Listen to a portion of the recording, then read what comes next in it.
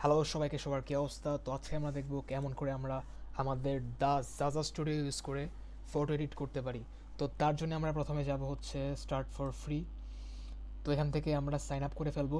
যেহেতু আমার একটা অ্যাকাউন্ট খোলা আছে তাই আমি এখানে সাইন ইন ক্লিক করলাম এবং এখানে সিম্পলি আমি আমার আইডি পাস দিলাম।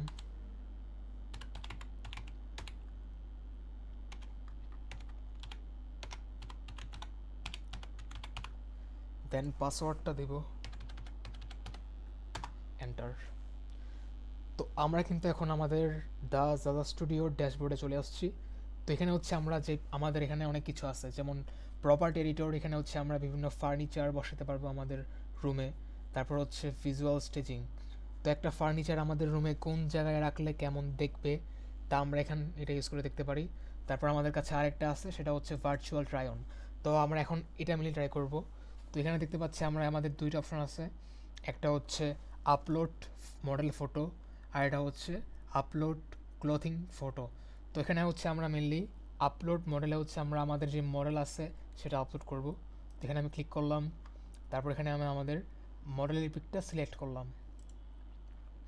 তারপর এখানে দেখতে পাচ্ছি আমরা আমাদের আছে আপলোড ক্লোথিং ফটো।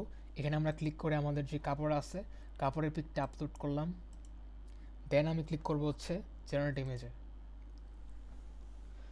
আমাদের কিন্তু এখন এআই কাজ করতেছে ফটো এডিট করতে। তো দেখা যাক কেমন কি তৈরি করে।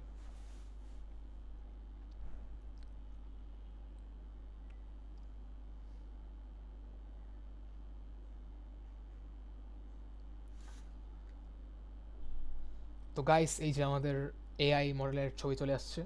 তো এটা কিন্তু সিম্পলি হচ্ছে আমাদের যেই ইয়া আছে সেটা ইউজ করে কিন্তু করছে। তো এমন করে কিন্তু আপনি খুব সহজেই যে কোনো ছবি এডিট করতে পারেন। তো গাইস, থ্যাংকস ফর ওয়াচিং। দেখা হচ্ছে পরবর্তী ভিডিওতে। আল্লাহ হাফেজ।